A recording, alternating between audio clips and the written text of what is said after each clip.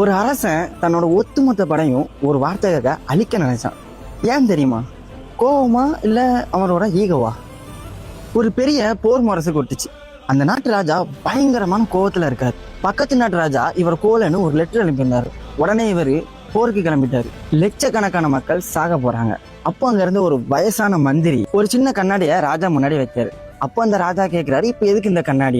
மந்திரி சொன்னாரு, அரசரே, அவர் சொன்னது உண்மையா இருந்தா நீங்க கோவப்படணும். அது ஒரு வேளை பொய்யா இருந்தா ஒரு பொய்க்காக ஏன் மக்களை பலி கொடுக்கணும்? நம்மளோட பலவீனம் மற்றவன் சொல்றதுல இல்ல, அதை நம்ம எப்படி எடுத்துக்கிட்டோமோ அப்படிதான் இருக்குது. மற்றவன் எரியிற கல்லை வச்சு கோட்டையை கட்டணுமே தவிர அந்த கல்லை திரும்பி எரிஞ்சு நேரத்தை வீணாக்க கூடாது. அந்த ராஜா அன்னைக்கு போரை நிறுத்தினாரு. போர் செஞ்சு ஜெயிக்கிறத விட புத்தியால ஜெயிக்கிறதான் ஒரு உண்மையான அரசனுக்கு அழகு. இதுக்கு பேரு தான் செகண்ட் ஆர்டர் திங்கிங். அதாவது ஒரு முடிவை எடுக்கும்போது அதனால வர்ற விளைவை யோசிக்கிறது. உங்க வாழ்க்கையிலையும் கோவம் வரும்போது ஒரு நிமிஷம் யோசிங்க, நீங்க ஜெயிக்கணுமா இல்ல அவங்கள தோக்கடிக்கணுமான்னு.